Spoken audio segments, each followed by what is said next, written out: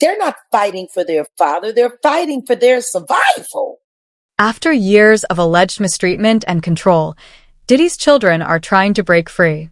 They've finally reached their limit, and this time, they're determined not to look back. Jaguar Wright had predicted this long ago, saying that Diddy's actions would eventually catch up to him. These are children who not only are attached to all of this wealth and privilege, but now they're the children of the devil.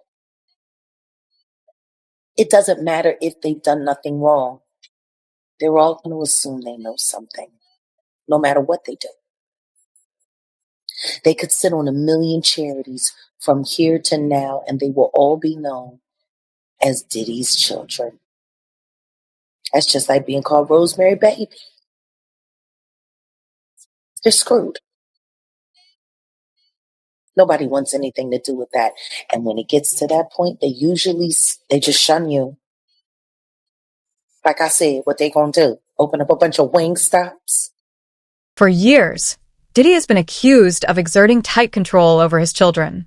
His sons were even named in lawsuits filed against him, and they were reportedly aware of the allegations surrounding their father.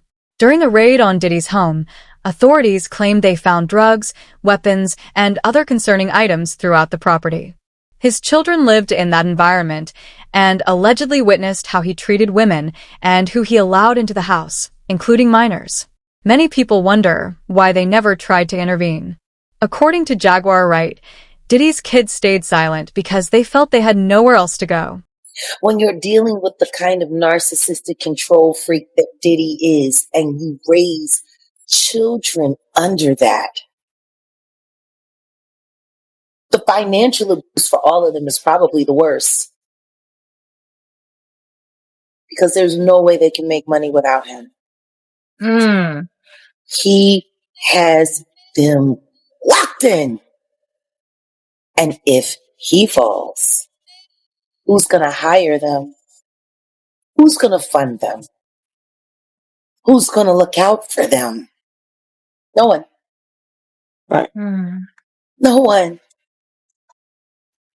They're not fighting for their father. They're fighting for their survival. Christian and Justin have been named in sexual assault lawsuits filed alongside Diddy, with claims that they were allegedly present during the so-called freak-offs, and at times even helped him find new victims. Jaguar Wright has been openly discussing these accusations, insisting that the public needs to understand the environment these young men grew up in.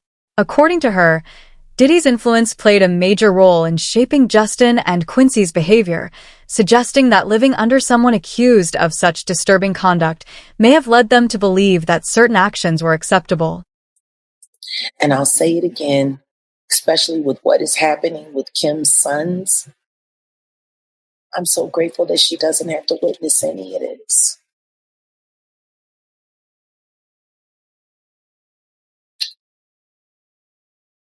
Because this probably would have killed her. Stopping? Anyway, Christian under scrutiny, Quincy being mocked and scorned, the girls now being implicated into home in the essay with their father by a girl who worked the white parties. Like, this is a lot. If Diddy's situation worsens, many believe his children could face consequences as well. Some people speculate that their reputations may already be damaged, making future opportunities difficult. Much of the lifestyle they enjoyed was funded by Diddy, and critics argue that none of his children have established strong careers of their own. According to these viewpoints, this dependency is why they may have stood by him for so long. To some observers, they now appear isolated. While it has always been suggested that Diddy wasn't acting alone, the idea that one of his own sons might have been involved has been described as especially disturbing. And they didn't choose it. They were born into this.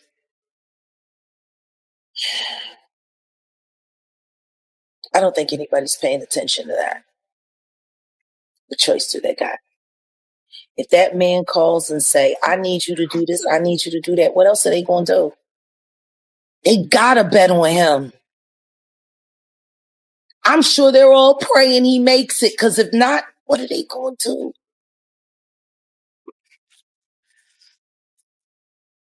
And they definitely can't count on Grandma Janice.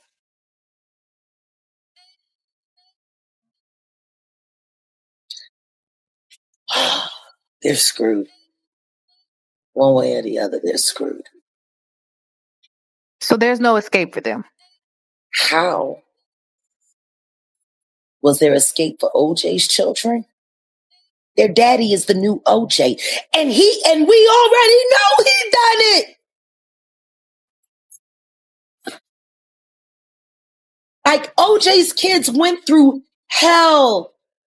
And there was reasonable doubt. We didn't see a video of him doing anything. We didn't see him running around in a towel with a knife, we seen that with the Dibba. According to some accounts, one reason Diddy supposedly received a lighter sentence was the support his children offered in court. During the hearing, they reportedly spoke on his behalf, saying he deserved another chance and pleading for leniency. The judge, in response, was said to acknowledge their statements, remarking, "I know this was difficult for you, but thank you.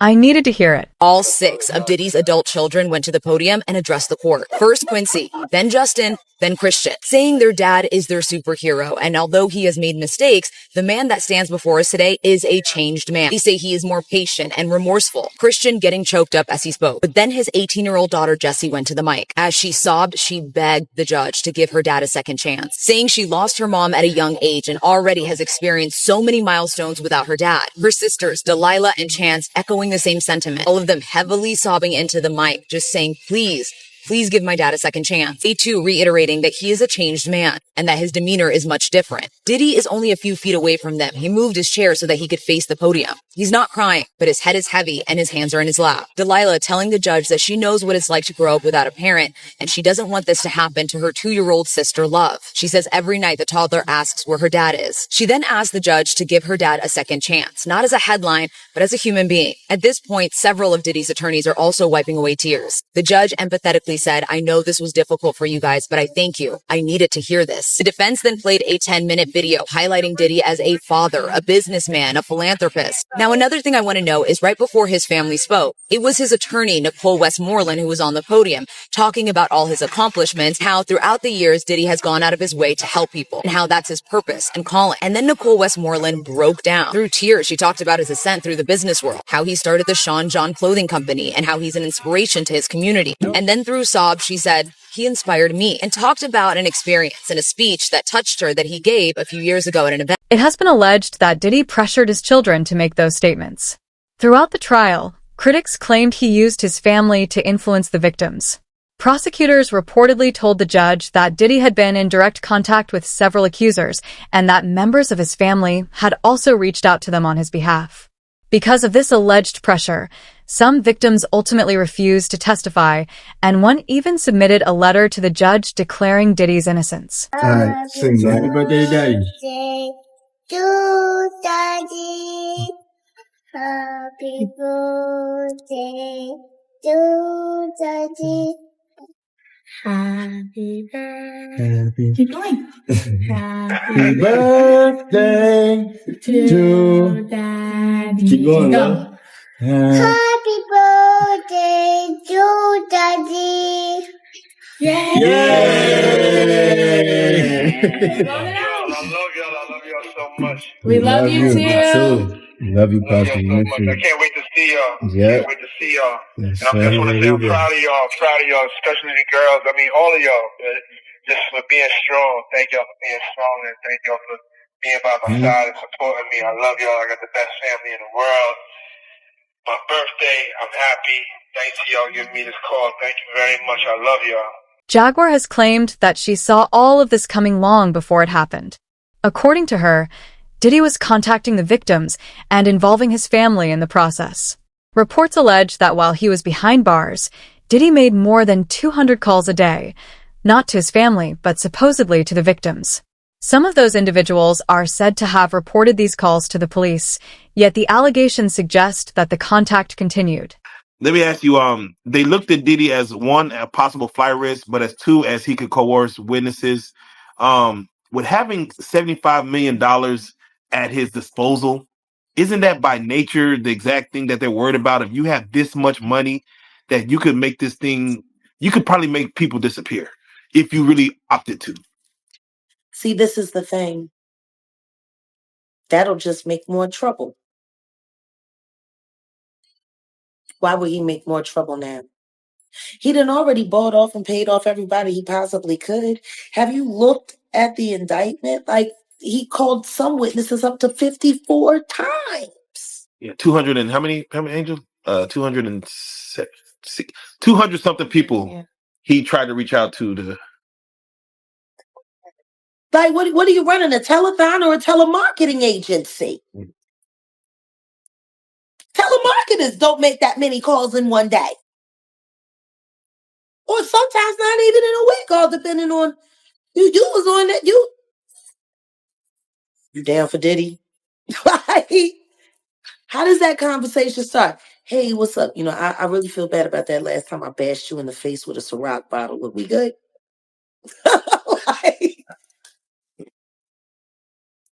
Some people believe that Diddy's children have few options for supporting themselves without him and that he is fully aware of this.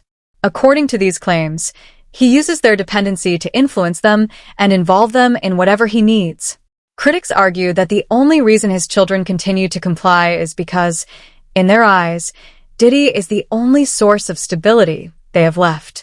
And don't get me wrong, I'm not going to sit up there and judge anybody and what they want to do for their parent or their financial provider. Because I'm sorry, do any of those children have a means for earning a living outside of the Combs enterprise? I don't think so. I mean, King Combs. Doing what? I don't know. What's he do? Other than post on his dad's timeline and make music videos that I don't know that anybody actually watches. What do they do? What do any of them do? What does Paris Hilton do, I guess? Hell. Paris Hilton is a wife and a mother now. Very She's not true. making Very SEX tapes anymore. Very true. Very true. Ain't none of them married and don't none of them had no kids. So what do they do? Do they have the ability to speak for the father, though, based on jail phone calls saying that he's a changed man? I don't know. Honestly, I don't even care. Really? I don't care. This is the same family that reportedly had to leave the courtroom after hearing the details of the accusations against Diddy. During the trial, when prosecutors described what Diddy was alleged to have done to Cassie and Kim, one of his daughters stood up and walked out. Rumors have also circulated that Delilah, Chance, and Jesse may be distancing themselves from him and even considering emancipation. According to People magazine, Diddy's 3 daughters, Chance, Delilah, and Jesse, left the courtroom twice during Philip's testimony. One instance occurred on May 12th, when Philip testified that around 2012 or 2013, he was allegedly paid a few $1,000s to have sex with Cassie while Diddy watched. For NBC News, he described the encounter, saying, "We ended up having sex, rubbed baby oil on each other for a couple minutes, while claiming that Diddy touched himself during the incident." Prosecutors also played hotel security footage from 2016, obtained by CNN, in which Diddy is reportedly seen assaulting Cassie. While the video was shown, people reported that Diddy's daughters and mother stayed in the courtroom but kept their eyes forward, refusing to look at the screen, while his sons watched. I tell you, not only because he had left, he was in the back of the court and then he went, I think they took up to like a back room, but the girl, all the Diddy kids are there, right? So his daughters are there. I was sitting behind them. It was awkward for me to watch them have to listen to all of this. After he started, the male Esther started getting into a lot of the masturbation and stuff, they got up and left. Who told them to leave? Did Diddy say leave or? No, Diddy didn't tell them to leave. I don't know if there was a conversation or not. I looked up from writing and I saw them get up. So I don't know, but I know that they were like checking on each other throughout. I saw them ask like Christian at one point, like, After Diddy's sentencing, reports say his family left the courtroom smiling, while he was reportedly emotional and pleading for leniency. To some observers, this raised questions about how much his family's actions reflected concern for him. Chaotic scenes as Diddy's family came to court to support him at his sentencing. How you feeling today, Mama? His mother, Janice, was followed by his son, Quincy, and 3 daughters who entered court hand in hand. Another son and his girlfriend were also there to show their support. Allegations suggest that Diddy's children may have been involved in the same troubling behavior they are accused of witnessing. His sons are facing lawsuits related to incidents that allegedly occurred at Diddy's parties, and if they lose, they could face serious legal consequences. In April 2024, Grace Omar K. filed a lawsuit against Christian King Combs, claiming sexual assault, battery, and intentional infliction of emotional distress during one of these events. According to the complaint, the party took place on Diddy's yacht, where Grace was hired as a stewardess. She alleges that Christian pressured her to drink tequila, which she believes was spiked, and claims that she was assaulted after losing consciousness. And she was 25 years old at the time. She believed that the trip would be a, quote, wholesome family excursion, but says it, quote, turned into a hedonistic environment, even describing rampant drug use among sex workers and celebrities who came on board. She believes that the alcohol on the yacht had been laced with drugs because she says women would have one drink and then almost immediately pass out or start falling over. This is, by the way, something that it was also alleged in Jones's lawsuit, that Combs would spike the drinks of different people. But focusing on Christian Combs, Markey says that Christian Combs had been staying at a villa on the shore, but that he would come onto the yacht in the evening to party.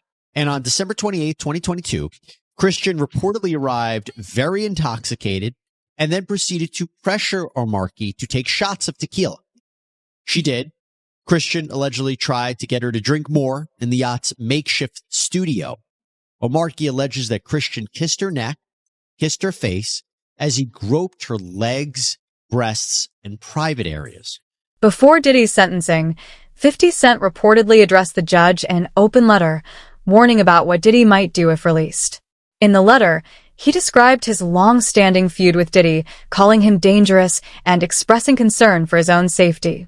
Toward the end, 50 Cent also claimed that Diddy's sons were involved in similar alleged misconduct and suggested that if Diddy were released, they might all return to the same behaviors. Submarinian. Now, he posted this as a text message. I don't know if this was a text message to his lawyer, where maybe he was instructing his lawyer to write this letter to the judge. If you don't know, the judge is accepting letters in the case of the sentencing of Sean P. Diddy Combs, who's set to be sentenced tomorrow. And 50 Cent decided to write his letter to the judge as well. If you don't know, at this point, I think it's abundantly clear that 50 Cent is the baby father of the child that belongs to not only 50, but the woman that is identified as Jane Doe. That woman, I think we now know, is Daphne Joy. So Daphne Joy's baby daddy is 50 Cent. So maybe there's a reason and there's some relevance here for 50 to have somewhat of a letter being sent to the judge. Why? Well, one of the two victims, or the main two victims, which is victim one, we all know is Cassie, but victim two is known as Daphne Joy. Who's Daphne Joy's baby father? 50 Cent. So he writes a letter and he says, "Dear Judge Submarinian, I've had an ongoing dispute with Puffy for over 20 years. He's very dangerous. Multiple times I have feared for my life. I think you should consider the safety of the general public, Your Honor, before unleashing him upon them. There hasn't been enough time for him to reform or make any adjustments, despite his trying to teach a class in there." This is how you know he actually wrote this. This is bad grammar. Despite him trying to teach a class in there. As you're already aware, the government has spent maximum amount of money on deploying federal agencies, which appear to be an army, in 2 locations simultaneously. Later, his sons, who's dealing with his own R-word allegations, claimed that the feds had hit the wrong house. Anyway, Diddy's only going to return to hiring more male sex workers and keep most of the baby oil away from the general public and babies needed. My Netflix doc on this scandalous subject is coming soon. Diddy is now on his way to Fort Dix, a low-security prison in New Jersey. On his first day there, a photo of him leaked, the first image released since the trial began, showing him walking in the courtyard with a white beard. Diddy Combs was transferred to the federal prison at Fort Dix, New Jersey yesterday, where he will start to serve the rest of his 50-month sentence. Combs had been held at a detention center in Brooklyn. He was convicted in July on 2 counts of interstate prostitution. Combs is slated to be released in May of 2028, but could be released earlier for good behavior. Jaguar Wright and Gene Deal have both claimed to know why Diddy chose Fort Dix. His lawyer reportedly requested the facility, citing its proximity to New York so that his family could visit. However, the real reason appears to be that Fort Dix is a low-security prison with a drug rehabilitation program. The facility offers inmates the RDAP program, an intensive 500-hour, 9-month substance abuse treatment course. Completing the program could potentially reduce Combs' sentence by up to a full year. People look at it like this hasn't affected his pockets technically as far as just on the status level. It's affected his pockets. It's just left him. He's still got enough to play with. A lot to play with. I mean, yeah, for now. For now. They want him to go to New Jersey. They want him to go to Fort Dix, one of the weakest guarded federal penitentiaries in the United States. I know Fort Dix. It's a real nice place to take somebody. So when they finally get to go outside out in the yard, they can just get somebody to come and extract them right up out of there. You can leave and you don't have to worry about ever being held accountable. See, I'm not dumb. I ain't nobody's fool. People like being fooled these days. People like being lied to. They want to believe in the land of make-believe. Diddy said sorry, and now we can all go home and have ice cream. So he got off like a fat rat in a cheese factory. But for a dude like Diddy going to jail and spending all that time, I'm not saying it's going to be rough or nothing like that, because his former president of Bad Boy, Kirk Burrows, with the federal jail. You understand? Lil Kim with the federal jail. So, because the type of dude he is, he'll make it. He'll be all right. And plus, they're going to send him to a camp, bruh. He'll be in somebody camp or somebody dormitory, whereas that it'll be real light for him. So, he'll see the streets back again in 24 months. He'll be out within 2 years. It seems like a lot saying 50 months and everything like that, but it's not really a lot. Not at all, bro. It's not a lot at all. Ever since Diddy's sentencing, Jaguar Wright has been sending the same message. This isn't the end. She insists that there are more victims whose voices still need to be heard. Even outside the courthouse, she told anyone who would listen that the problem extends beyond Diddy, claiming the industry harbors others who should be held accountable. That happened in the R. Kelly case, because if that had been properly addressed, this would have been addressed back then. These people have been working together, all in cahoots for all of this time, and it needs to all be addressed. I'm glad it's not just me anymore. I'm glad it's someone else. I'm glad there are other people who need to be heard. I'll be sure. I'm glad they're hearing him, Cassie. I'm glad they're hearing her, Kim Porter.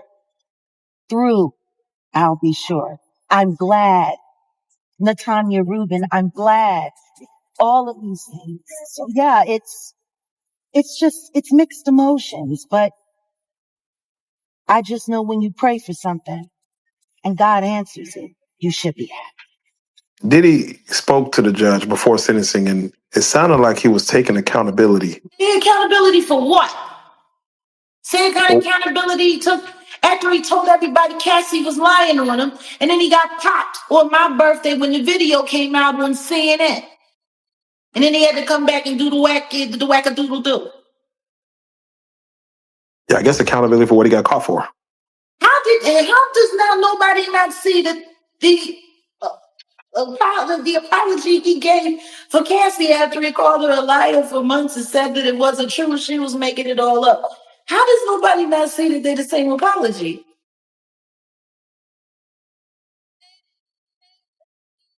How does nobody not see that what he just did in that courtroom was no different than the monologue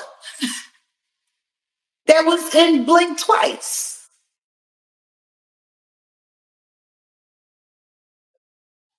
No, man.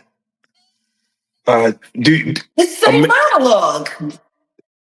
Does it account for anything, though, that he started to feel sorry for his actions? Sorry for his actions?